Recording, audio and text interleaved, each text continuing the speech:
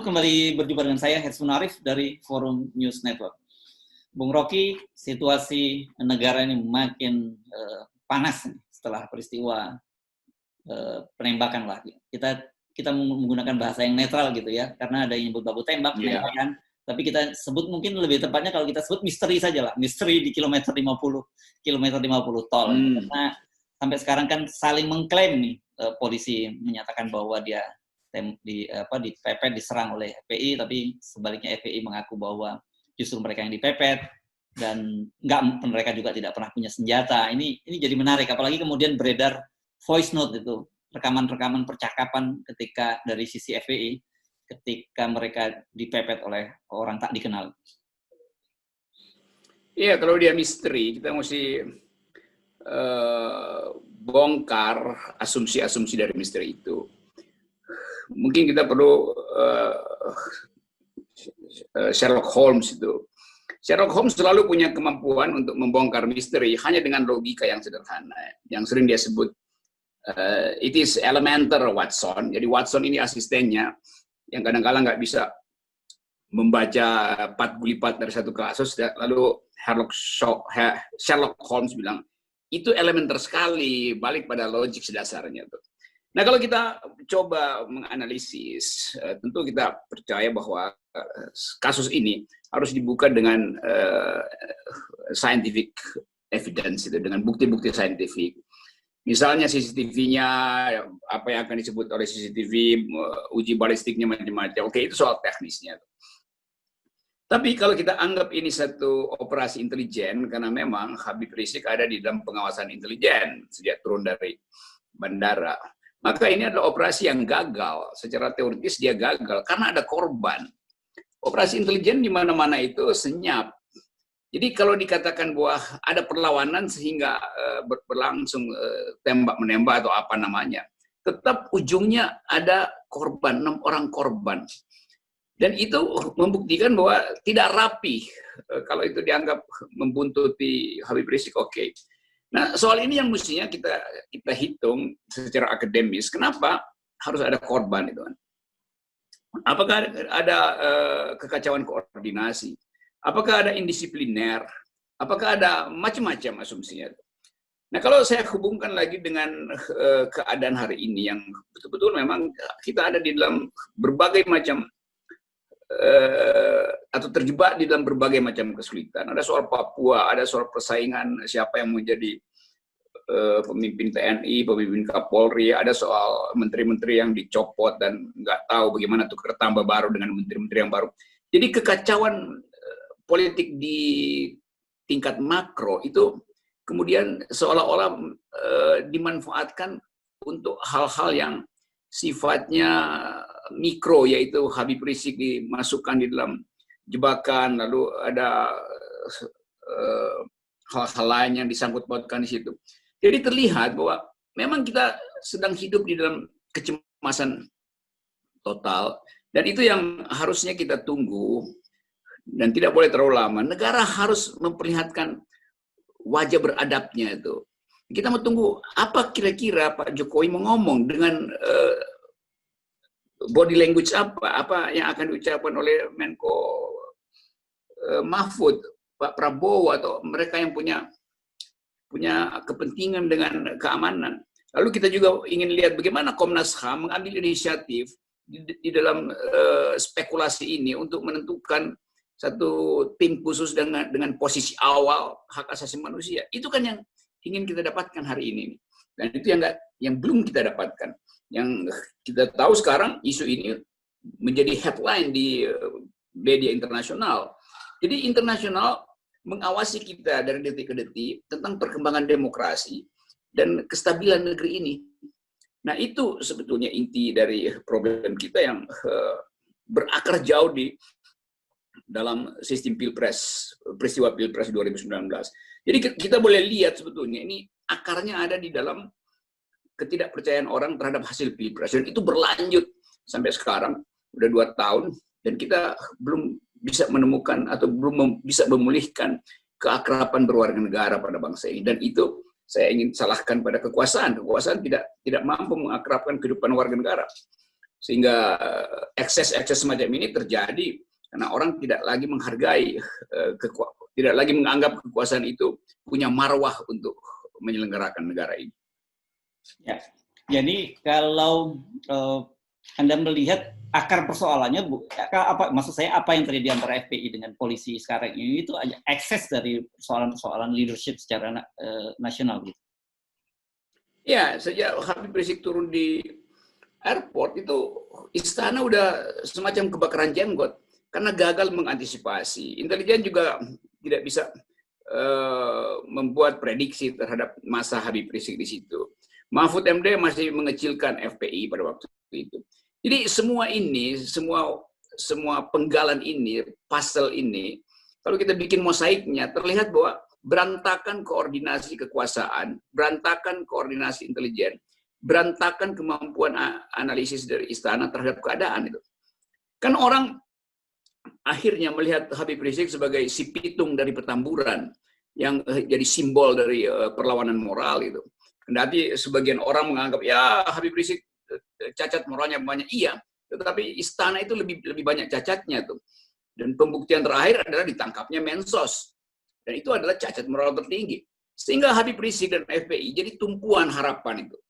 Nah, kita sebetulnya ingin agar supaya harapan terhadap perubahan itu dilembagakan melalui oposisi, dilembagakan melalui kegiatan pers yang beradab itu, dilembagakan melalui diskusi-diskusi civil society. Tapi justru bagian itu yang dihalangi oleh kekuasaan, oleh pemerintah.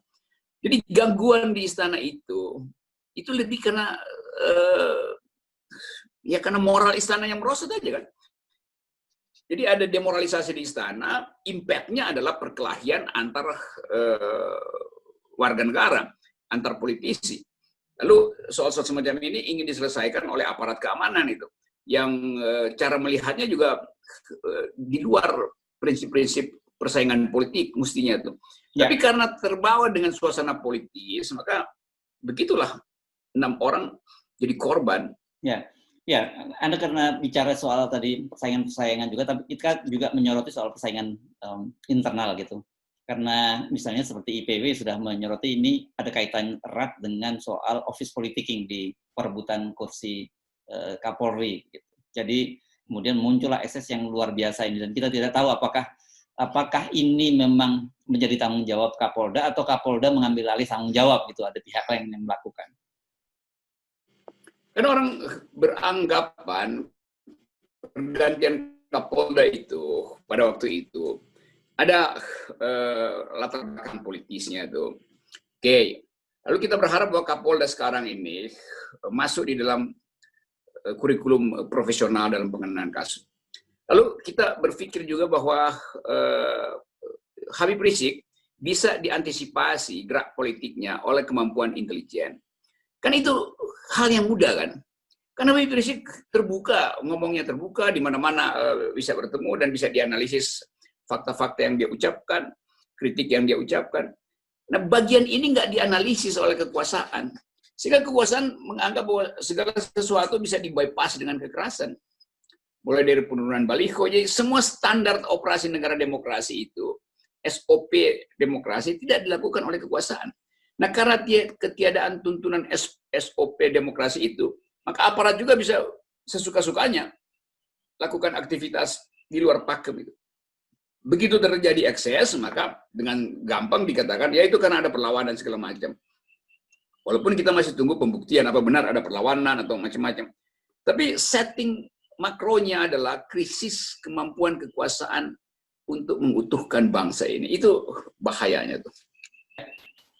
Banyak kalangan yang mendorong agar kasus ini menjadi lebih transparan, itu dibentuk tim pencari fakta dan kelihatannya DPR juga sudah akan memanggil Kapolri, Komnas HAM juga sudah mulai bekerja dan sebagainya. Apakah menurut Anda bisa, kalau Anda tadi melihat ada sebenarnya ini hanya persoalan mikro tapi ada setting makro tadi, apakah soal-soal itu bisa menyelesaikan persoalan atau memulihkan kembali kepercayaan publik? Paling nggak ada satu kepastian tentang prinsip habeas corpus, yaitu prinsip yang ingin agar supaya korban itu dihadirkan di depan hakim melalui pengacaranya, melalui keluarganya, segala macam, supaya dipulihkan hak-hak dia itu. Kan tetap yang jadi korban itu kan warga negara, pelakunya adalah aparat negara tuh. Oh nanti akan dibuktikan terbalik misalnya atau ada variabel lain. Oke, itu urusan hukumnya.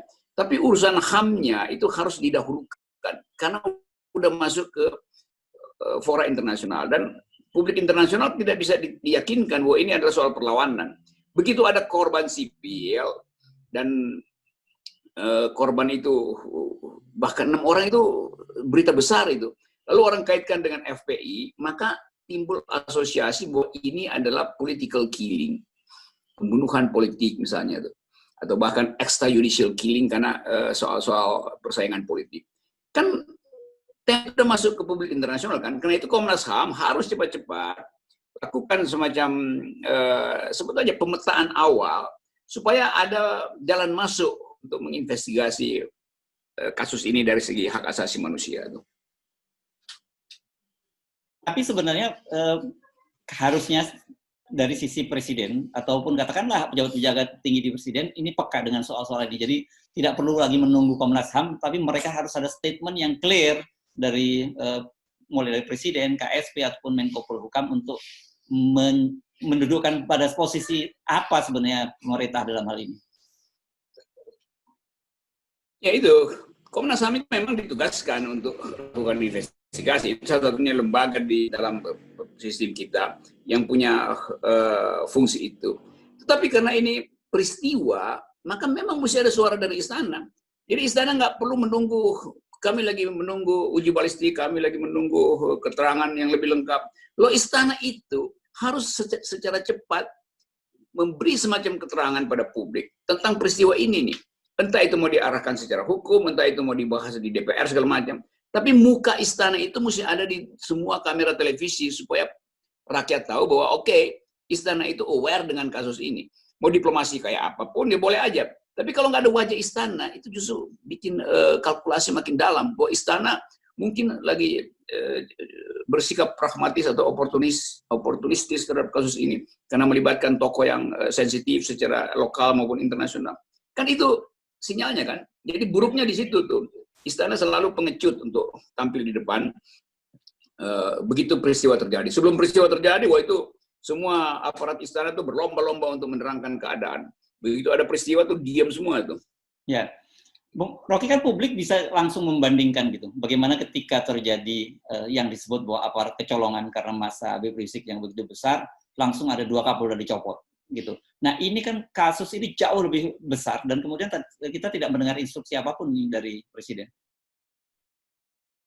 Itu yang saya sebut tadi itu saya pakai istilah tadi pengecut sebetulnya karena begitu keadaan ini menyerempet isu kekuasaan, maka kekuasaan atau presiden langsung bersikap hati-hati itu. Kalau kekuasaan ada di dalam konsolidasi untuk menghalangi oposisi, dia nggak ada takutnya tuh langsung tiba di depan mic lalu ucapkan sesuatu tuh. Termasuk waktu penggantian 2 Kapolda itu tuh.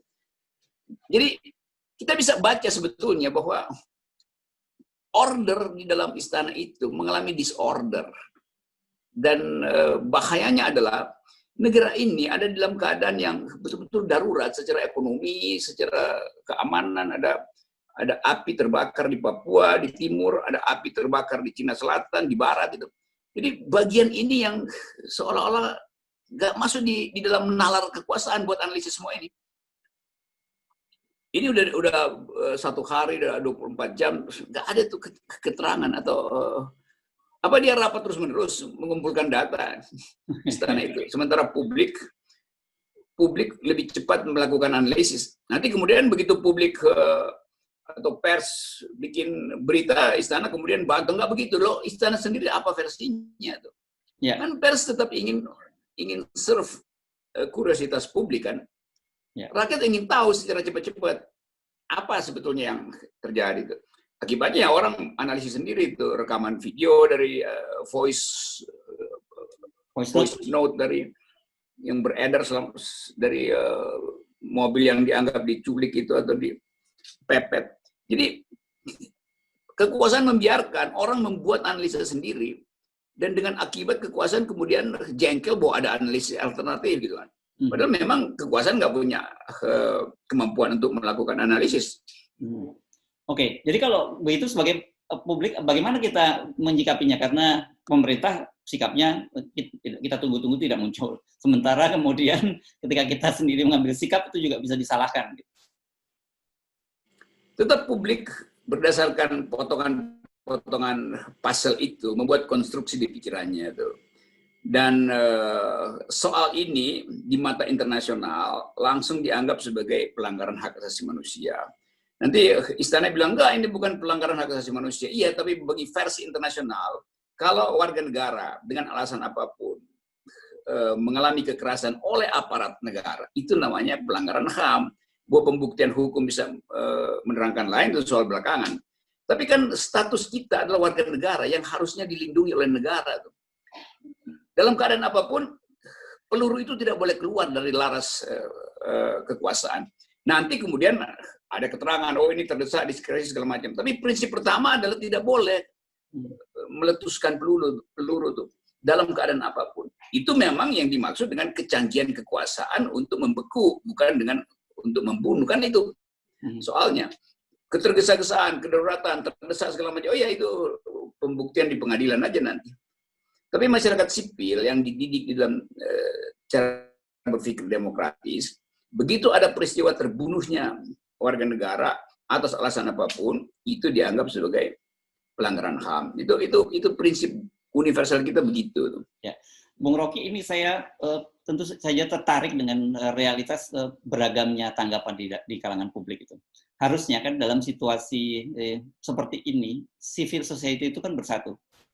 Karena harus melihat bahwa sama ini menjadi sebuah ancaman terhadap masyarakat sipil. Tapi realitasnya tidak seperti itu. Bahkan kita ada membaca beberapa, ada ormas besar dan sebagainya yang kemudian malah bersikap sebaliknya itu. Ini semakin mengkonfirmasi pada kita bahwa sebenarnya masyarakat kita ini terbelah dan kita berharap, kita sulit untuk berharap keluar dari persoalan besar, yakni demokrasi yang akan mati.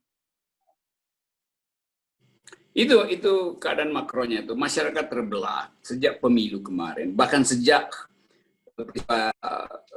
pemilihan gubernur Jakarta, lalu muncul 212 dan seterusnya.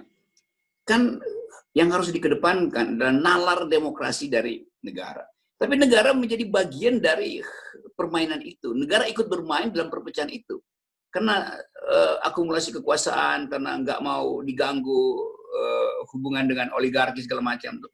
Jadi negara jadi player, justru jadi political player. Mestinya pejabat negara itu ada di atas problem ini, sehingga keakraban berwarga negara bisa dipulihkan lagi. Jadi anggap bahwa Habib Rizik maka udah itu risikonya karena nggak melapor segala macam. Jadi kemampuan kita untuk justice, kemanusiaan itu kemudian dihalangi oleh peristiwa kecil yang justru diadakan sebagai isu oleh kekuasaan. Kan seminggu sebelumnya itu udah diisukan terus-menerus bahwa Habib Rizik tidak taat hukum, Habib Rizik membandel, kabur, berbahaya segala macam. Padahal ini soal COVID. Tapi orang tahu bahwa soal COVID inilah pintu masuk untuk menangkap Habib Rizik supaya dia tidak tumbuh sebagai tokoh oposisi kan. Kan itu yang terjadi itu. Jadi dengan mudah analis masyarakat sipil mengerti variabel ini, latar belakang ini, konteks ini. Jadi sekali lagi memang ya sebetulnya udah hopeless, sebetulnya kekuasaan udah hopeless. Dan kalau kita bikin kalkulasi cepat-cepat, ini nggak bertahan lama nih kekuasaan. Ya. Karena dia nggak punya lagi pil, dia telan, karena semua pil dia telan. Publik nggak percaya lagi bahwa kekuasaan masih punya pil emas untuk mengakrabkan warga negara. Iya, baik Bung Rocky, kita amati terus perkembangan dari kasus ini, karena bukan hanya kita di Indonesia seperti Anda sampaikan tadi, mata dunia internasional juga tengah mengawasi Indonesia saat ini. Ya, saya kira itu poin kita hari ini, bahwa demokrasi itu adalah taruhan terakhir bangsa ini. Kalau kita gagal, maka akan terus ada kekerasan menjelang 2024 dan itu akan ada eskalasi terus-menerus. Ya. Kita masuk dalam jebakan perang saudara. Itu yang mesti kita hindari. Ya. Salam. Baik, terima kasih, Bung Rocky.